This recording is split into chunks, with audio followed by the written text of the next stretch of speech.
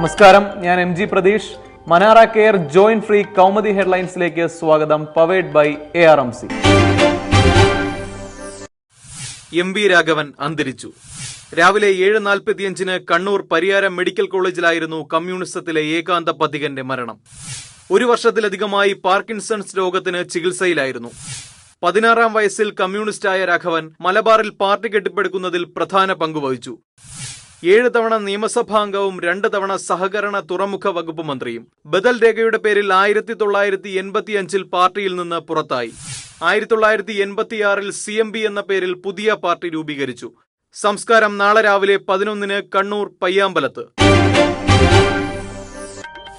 കാർക്കശ്യത്തിന്റെ communist മുഖം.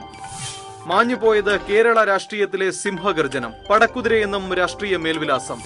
CPM Kannur ജില്ലാ സെക്രട്ടറിയായിരുന്ന രാഘവൻ രാജ്യത്തെ ആദ്യ സഹകരണ മെഡിക്കൽ കോളേജിന്റെ സ്ഥാപകനാണ്. 10 തവണ നിയമസഭയിലേക്ക് മത്സരിച്ചു. 7 തവണയും ജയം.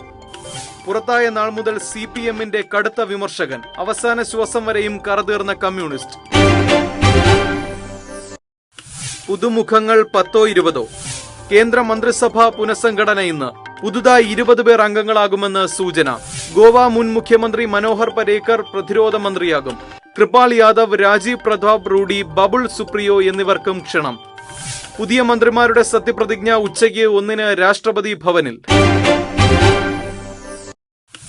മൈതാനങ്ങളിൽ ഇന്ന് മത്സരപൂരം. കേരള ബ്ലാസ്റ്റേഴ്സിന്റെ 2ാം ഹോം മാച്ച് ഇന്ന് കൊച്ചിയിൽ. പോരാട്ടം ഡൽഹി ഡൈനാമോസുമായി. മത്സരം രാത്രി 7 തുടങ്ങും. സൂപ്പർ ലീഗിൽ ഗോവ മുംബൈ മത്സരവും ഇന്ന്. കളി വൈകുന്നേരം 4:30. ഇന്ത്യ ശ്രീലങ്ക 3ാം ഏകദിനം ഇന്ന്. ഹൈദരാബാദിലെ രാജീവ് ഗാന്ധി സ്റ്റേഡിയത്തിൽ ഉച്ചയ്ക്ക് 1:30 കളി തുടങ്ങും. മനാറ care joint free Kaumudi headlines powered by ARMC സമാപിക്കുന്നു. അടുത്ത ഹെഡ്ലൈൻസ് 1 മണിക്കൂറിന് ശേഷം. നമസ്കാരം.